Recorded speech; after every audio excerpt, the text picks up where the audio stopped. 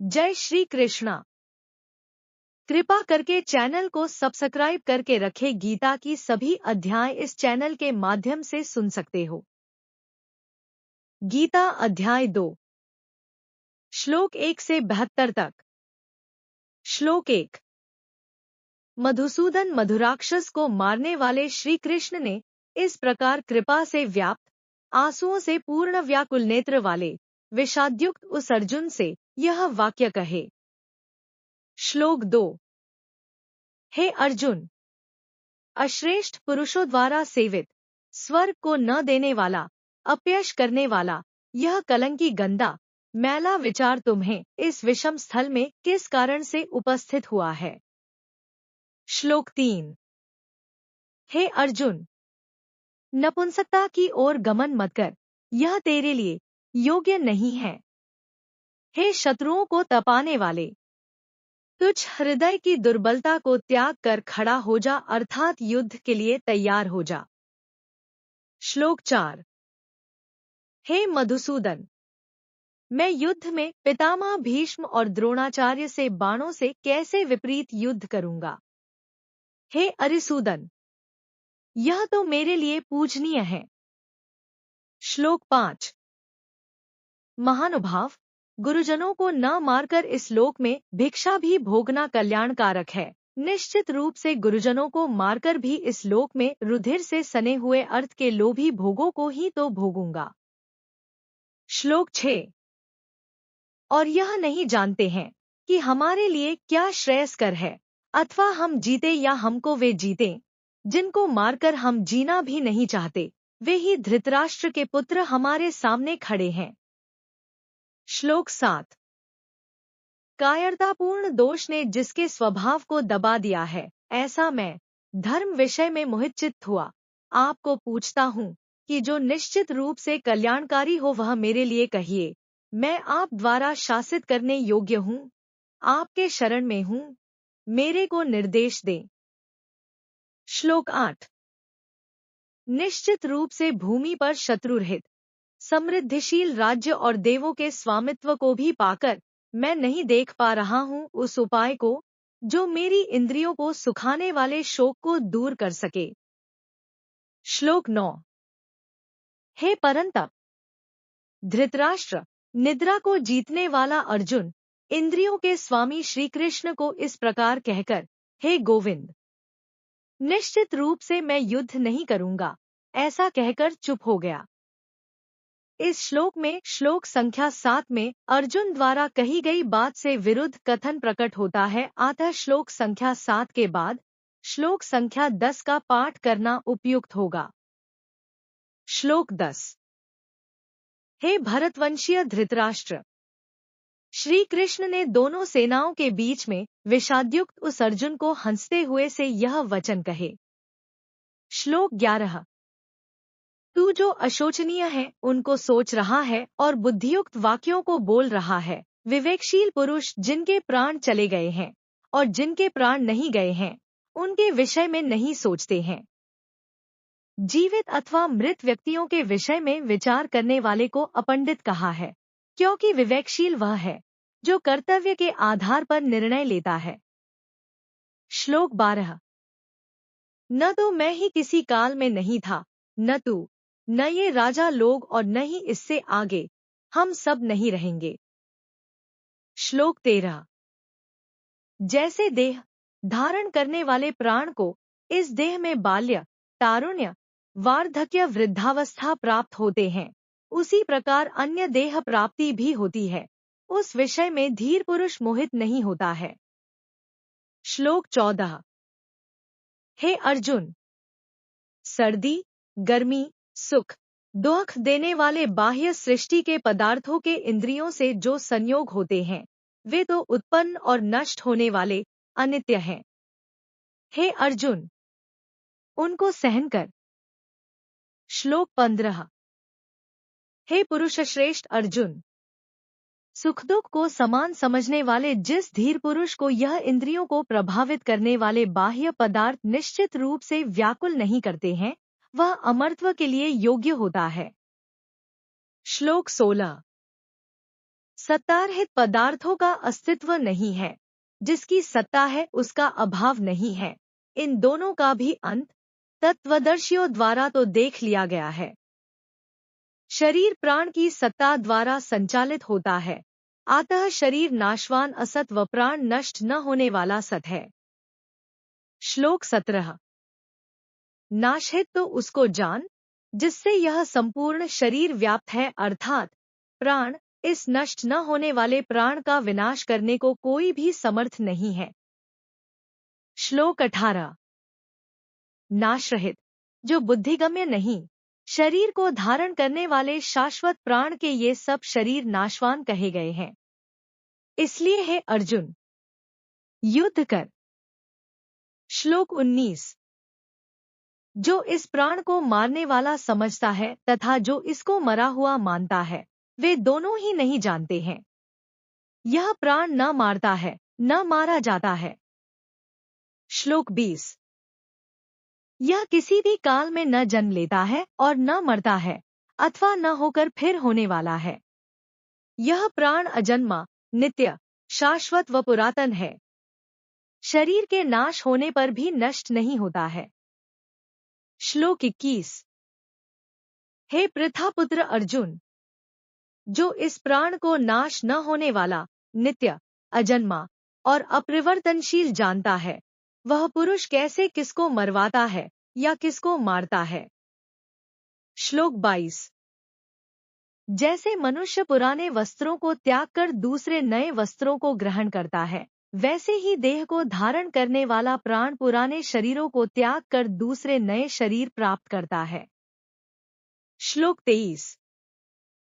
इस प्राण को शस्त्र नहीं काट सकते हैं, इसको आग नहीं जला सकती है, इसको जल नहीं गीला कर सकता है और न ही वायु सुखा सकता है। श्लोक 24। यह छेदन क्रियारहित, यह नहीं जलने वाला, न गीला होने वाला और न सूखने वाला है। यह निश्चय ही नित्य, सर्वव्यापक, अचल, स्थिर रहने वाला व सदा रहने वाला है। श्लोक 25। यह अकथनीय अर्थात जिसको वाणी के द्वारा प्रकट न किया जा सके, यह चिंतन से परे अर्थात मन की पहुंच से दूर, विकारहित अर्थात जिसका स्वरूप परिवर्तित नहीं किया जा सके, कहा जाता है।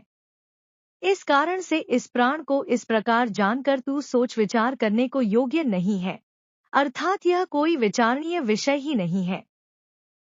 श्लोक 26।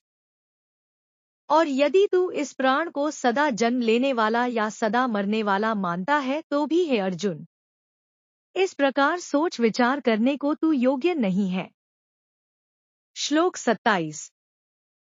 जन्म लेने वाले की निश्चित मृत्यु और मरे हुए का निश्चित जन्म पूर्वोक्त मतानुसार सिद्ध है, इस कारण से तू इस अनिवार्य विषय पर विचार करने को योग्य नहीं है। श्लोक 28। हे अर्जुन, संपूर्ण प्राणी जन्म से पूर्व अप्रकट, मध्य में प्रकट व मृत्यु के अनंतर पुनः अप्रकट ही हो जाते हैं, अतः इस विषय में वेदना क्या करते हो। श्लोक 29। कोई इसे आश्चर्य की भांति देखता है और वैसे ही दूसरा आश्चर्य की भांति कहता है, व अन्य इसको आश्चर्य की भांति सुनता है और कोई सुनकर भी इसको जानता ही नहीं। श्लोक 30। हे अर्जुन, यह शरीर को धारण करने वाला प्राण सबके शरीर में सदा जिसका वध नहीं किया जा सके ऐसा है, इसलिए सब प्राणियों के लिए तू विचार करने को योग्य नहीं है। श्लोक 31। और अपने धर्म को देखकर भी भय करने को योग्य नहीं है। निश्चित रूप से युद्ध से दूसरा कल्याणकारक क्षत्रिय के लिए नहीं है। श्लोक 32। हे पार्थ, अपने आप प्राप्त हुए और खुले हुए स्वर्ग के द्वार स्वरूप इस प्रकार के युद्ध को सुखी क्षत्रिय लोग ही पाते हैं। श्लोक 33। इसके उपरांत भी यदि तू इस धर्मयुक्त संग्राम को नहीं करेगा तो स्वधर्म को और कीर्ति को त्याग करके पाप को प्राप्त होगा। श्लोक 34। और सब लोग तेरी नष्ट न होने वाली अपकीर्ति को भी कहेंगे, और अपकीर्ति सम्माननीय व्यक्ति के लिए मरण से भी अधिक होती है। श्लोक 35। और जिनका तू अति सम्माननीय होकर तुच्छता को प्राप्त होगा। महारथी लोग तुझे भय के कारण युद्ध से विमुख हुआ मानेंगे। श्लोक 36। और तेरे शत्रु तेरे सामर्थ्य की निंदा करते हुए बहुत से न कहने योग्य वचनों को कहेंगे, फिर उससे अधिक दुहक क्या होगा। श्लोक 37। इस हेतु हे अर्जुन, युद्ध के लिए निश्चय होकर खड़ा हो जा, या तो मरने पर स्वर्ग को पाएगा या जीतकर पृथ्वी को भोगेगा। श्लोक 38। सुख दुख लाभ हानि जय पराजय को समान करके तत्पश्चात युद्ध के लिए जुट जा, इस प्रकार तू पाप को नहीं प्राप्त होगा। श्लोक 39। हे पार्थ, यह बुद्धि तेरे लिए सांख्य मतानुसार कही गई है, किंतु इसको योग में सुन, जिस बुद्धि से युक्त हुआ कर्म बंधन को त्याग देगा। श्लोक 40। इसमें आरंभ एवं प्रयत्न का नाश नहीं है, विपरीत दोष नहीं होता है, इस धर्म का थोड़ा सा सेवन भी महान भय से रक्षा करता है। श्लोक 41। हे अर्जुन, इस योग में एकमात्र दृढ़ संकल्पशील बुद्धि अपेक्षित है, और संकल्प रहित बुद्धियां बहुमतों वाली तथा अंतर्हित होती हैं। श्लोक 42-43। हे अर्जुन, वेदवचनों में अनुरक्त इसके वैदिक कर्मों के अतिरिक्त और कुछ नहीं है, यह कहने वाले कामनायुक्त स्वर्ग पाने को तत्पर विवेकी जन जन्म व कर्मफल प्रदान करने वाली भोग तथा ऐश्वर्य की ओर ले जाने वाली, जिसमें क्रियाओं की बहुलता है व जो केवल प्रलोभन में डालने वाली है, ऐसी इस वाणी को जोर जोर से कहते हैं। श्लोक 44। उपर्युक्त वाणी द्वारा हरे हुए चित्त वाले भोग और ऐश्वर्य में आसक्ति वाले पुरुषों के अंतःकरण में संकल्पवती बुद्धि नहीं होती है। श्लोक 45। हे अर्जुन, वेद तीनों गुणों के विषय तक सीमित है, इसलिए तू तीनों गुणों से परे, गुणों के संघर्ष से रहित, हमेशा रहने वाले सत्व में स्थित, योगक्षेम को न चाहने वाला, अपने आप में निमग्न रहने वाला हो। श्लोक 46। सब ओर से परिपूर्ण जलाशय में से पीने जितने जल का जितना प्रयोजन है, ज्ञानी ब्राह्मण का भी वेदों में उतना ही प्रयोजन है। श्लोक 47। तेरा कर्म में ही अधिकार है, फलों में कभी भी नहीं। कर्मफल का कारण मत हो, तेरा कर्म न करने में भी संग अभिलाषा न हो। श्लोक 48। हे अर्जुन, अभिलाषा त्याग कर सफलता और असफलता में समान रहकर योग में स्थित होकर कर्मों को कर। सहज समानता ही योग कहा जाता है। श्लोक 49। निश्चित रूप से कर्म बुद्धियोग से अत्यंत नगण्य है। हे अर्जुन, तू बुद्धि में आश्रय की अभिलाषा कर। विवेक शून्य पुरुष ही फल की अभिलाषा करते हैं। श्लोक 50। बुद्धिमान पुरुष पुण्य और पाप दोनों को यहाँ ही त्याग देता है, इस कारण से समत्व बुद्धि से युक्त हो जा। योग अर्थात समत्व बुद्धि ही कर्मों में कुशलता है। श्लोक 51। बुद्धि से युक्त ज्ञानीजन निश्चित रूप से कर्मजनित फल को त्याग कर जन्म से मुक्त हुए पीड़ारहित स्थान को जाते हैं, अर्थात परमपद को प्राप्त करते हैं। श्लोक 52। जब तेरी बुद्धि मोहरूपी दलदल को अच्छी भांति पार कर लेगी, तब तू सुनने योग्य और सुने हुए से वैराग्य प्राप्त करने वाला हो सकेगा। श्लोक 53। जब तेरी वेदों से विकृत बनी हुई बुद्धि अर्थात भोगों के निमित्त धर्मानुष्ठान करने वाली बुद्धि स्थित हो जाएगी, तब अचल समाधि में योग प्राप्त कर लेगी। अर्थात इस प्रकार से बुद्धि जिस समतारूपी योग को प्राप्त करेगी वह सदा स्थिर रहेगा। श्लोक 54। हे श्री कृष्ण, समाधि में स्थित स्थिर बुद्धि वाले की कैसी अभिव्यक्ति होती है? स्थिर बुद्धि वाला किस प्रकार बोलता है, किस भांति बैठता है व किस प्रकार चलता है? श्लोक 55। हे अर्जुन, जब व्यक्ति सब मन में स्थित कामनाओं को त्याग देता है, तब वह अपने आप से ही अपने आप में संतुष्ट हुआ स्थिर बुद्धि वाला कहा जाता है। श्लोक 56। दुखों में जिसका मन अशांत नहीं होता व सुखों में लालसा नहीं रखता तथा जिसके अनुराग, भय एवं क्रोध समाप्त हो चुके हैं, ऐसा मनस्वी स्थिर बुद्धि वाला अर्थात स्थित प्रज्ञ कहा जाता है। श्लोक 57। जो सर्वत्र स्नेहरहित हुआ, उस शुभ तथा अशुभ को पाकर न प्रसन्न होता है, न द्वेष करता है, उसकी बुद्धि स्थिर है। श्लोक 58। और यह इंद्रियों के विषयों से इंद्रियों को जब सब ओर से कछुए के अंगों की भांति समेट लेता है, उसकी बुद्धि स्थिर होती है। श्लोक 59। उपर्युक्त श्लोक में वर्णित इंद्रियों को आहार नहीं मिलना ही प्राण का निराहार रहना है, अस्तु आहार नहीं मिलने वाले प्राण के राग को छोड़कर अन्य विषय निवृत्त हो जाते हैं। इसका राग भी दूसरे आत्मा को देख कर के निवृत्त हो जाता है। श्लोक 60। हे अर्जुन, बुद्धिमान पुरुष के निश्चित रूप से प्रयत्न करते हुए भी मन को प्रबल इंद्रियां बलपूर्वक हर लेती हैं। श्लोक 61। उन सबको इंद्रियों को वश में करके आत्मा से संयुक्त होकर मुझ में तत्पर रहते हुए स्थित रहे। निश्चित रूप से जिसकी इंद्रियां वश में रहती हैं, उसकी बुद्धि स्थिर रहती है। श्लोक 62। विषयों का ध्यान करते हुए पुरुष की उन विषयों में अभिलाषा हो जाती है। अभिलाषा से कामना उत्पन्न होती है व कामना की पूर्ति में विघ्न डालने वाले के प्रति क्रोध उत्पन्न हो जाता है। इसलिए यहाँ पर कामना से क्रोध उत्पन्न होता है कहा गया है। श्लोक 63।